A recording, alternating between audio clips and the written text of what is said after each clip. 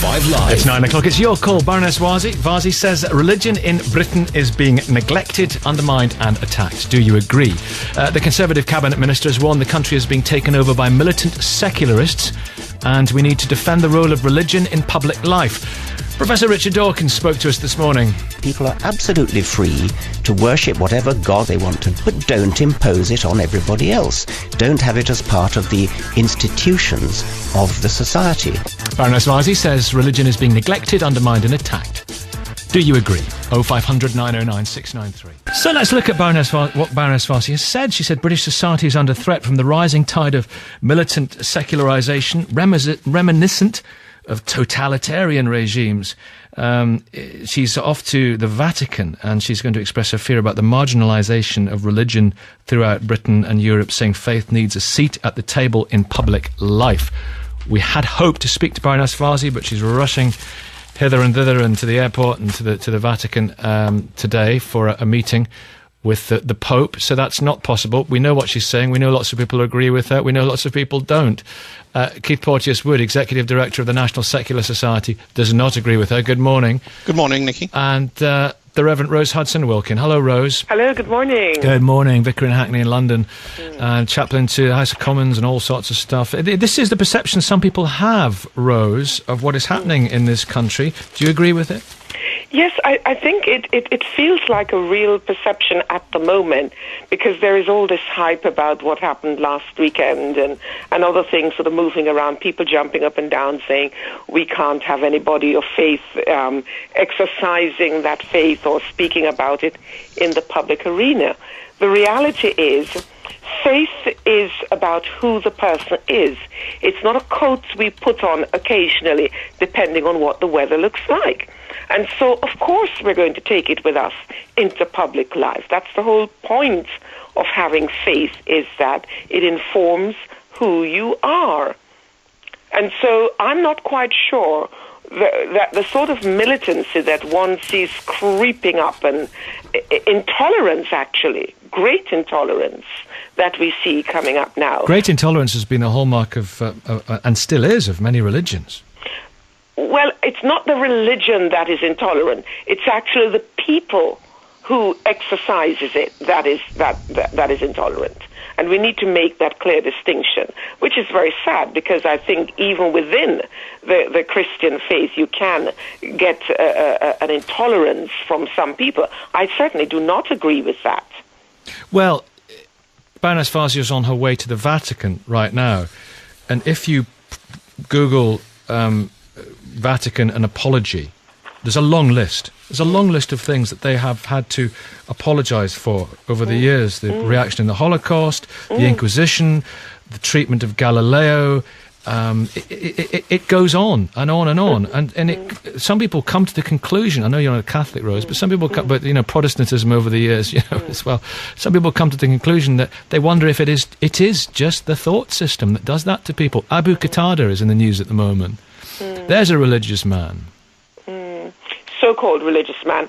But you see, he's a literalist. They give religion a bad name. Well, they give religion a bad name. The reality is, you talk about the apologies that had to be made, and rightly so. But you know what?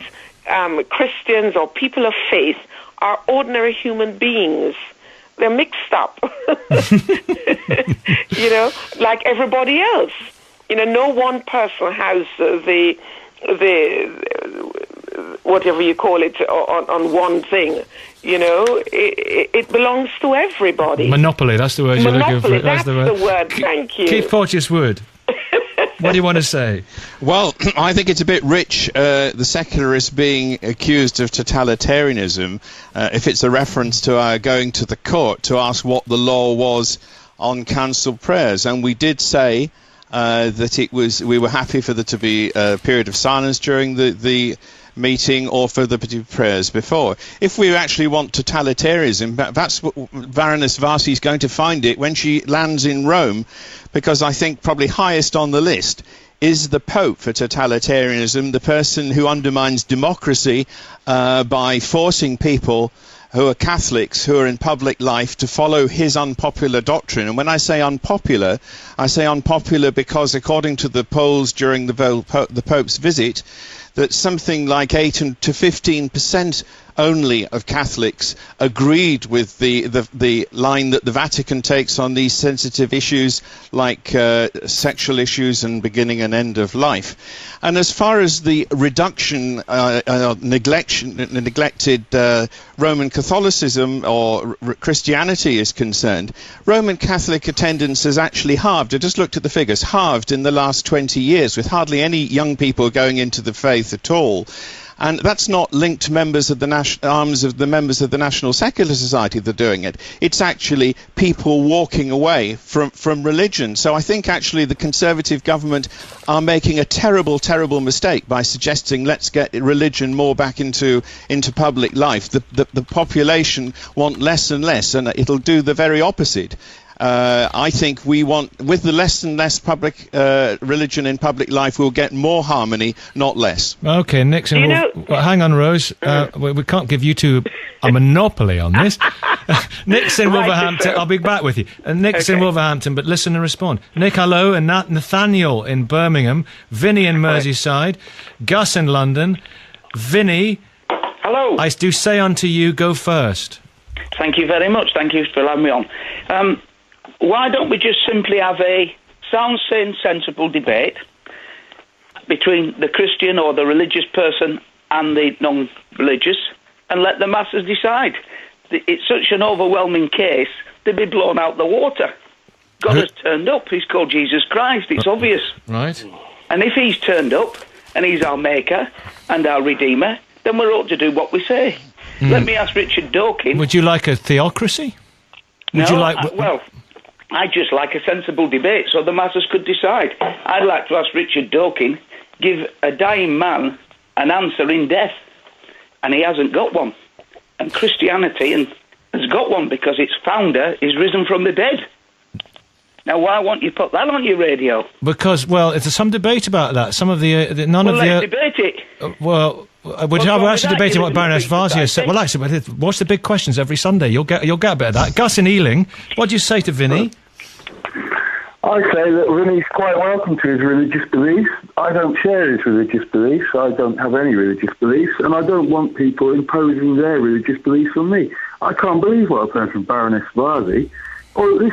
This ruling in Bideford is merely telling people that they can't impose their religious beliefs on people who don't share them on council time with council taxpayers' money. And I think that's an extremely valid point of view. I'm not religious myself, but I don't, people want to practice religion, that's their choice in life. Well, this is the feeling that, Rose, coming back to you, Rose, and we'll get Nathaniel and Nick in a minute. This is the feeling that some Christians and people of other religions have. They feel that they are being marginalised and pushed into a corner and made to feel foolish and made to look foolish and made to feel like they're oddballs. No, that's something they're creating for themselves. Do you know this? That within the Bible, what we have is the saying that true religion is actually about caring for the widow and the orphans and the vulnerable in society. That is a good thing. Jesus didn't care much for people who were standing around shouting out from the street corner, preaching on the street corner. It was actually about the practical things of loving and caring for our neighbor. If you say you love God, whom you haven't seen, and how come you don't love your brother and sisters whom you can see and care about them? That's a good thing. And as we erode this from our society, as we boast and say, have you noticed how young people have fallen away? Look what some of them are getting up to. Look what we saw in our streets during the summer.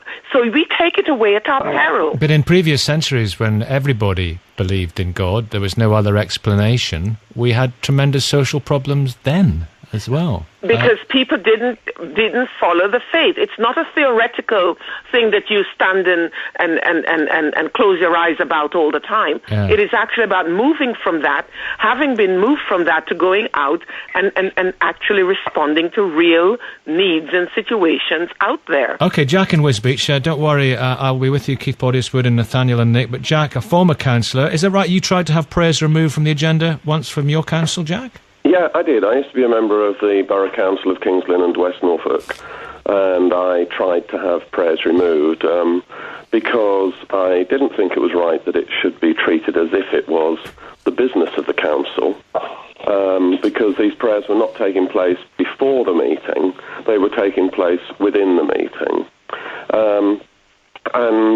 I tried to have the prayers removed, but in the end came to the conclusion that the only way I could actually function on the council was to exclude myself from the first 2 minutes of the meeting when the prayers took place. The problem was that it meant that I also excluded myself from the other bits that the mayor did when they were on their feet saying prayers.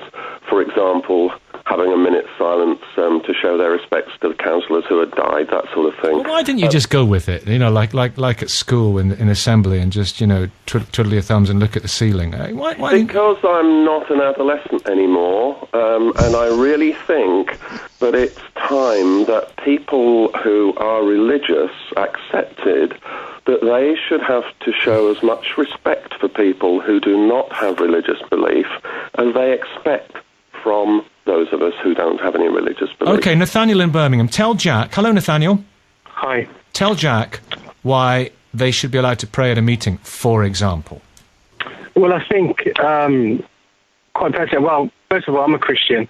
I'm 29 years old. I've been a Christian for a long time now. But I think, first of all, religion is not... I don't think religion is under attack. I think it's Christianity that's under attack. I think a lot of people have respect for the Muslim faith. A lot of people have respect for the Buddhism faith. I have respect for all faiths. It's got nothing to do with respect for faith. Let me explain. As a Christian, we call ourselves a Christian nation, but I don't think that's correct. I think we've compromised to the point where it's beyond belief. But Christianity is not a religion. It's a way of life. It's faith. At the end of the day, it's just faith. It's the fact that, look, I believe in Christ Jesus. I believe he rose again. And if I want to pray... Off to the Vatican, and she's going to express her fear about the marginalisation of religion throughout Britain and Europe, saying faith needs a seat at the table in public life. We had hoped to speak to Baroness Warsi, but she's rushing hither and thither and to the airport and to the Vatican. 5 Live. It's 9 o'clock. It's your call, Baroness Warsi. Warsi says that religion in Britain is being neglected, undermined and attacked. Do you agree? The Conservative cabinet ministers warn the country is being taken over by militant secularists, and we need to defend the role of religion in public life. Today for a meeting with the Pope, so that's not possible. We know what she's saying. We know lots of people agree with her. We know lots of people don't. Keith Porteous-Wood, Executive Director of the National Secular Society, does not agree with her. Good morning. Good morning, Nicky. And Professor Richard Dawkins spoke to us this morning. People are absolutely free to worship whatever God they want to, but don't impose it on everybody else. Don't have it as part of the institutions of the society. Baroness Warsi says religion is being neglected, undermined and attacked. Do you agree? 0500 909 693. So let's look at what Baroness Warsi has said. She said British society is under threat from the rising tide of militant secularisation, reminiscent of totalitarian regimes. She's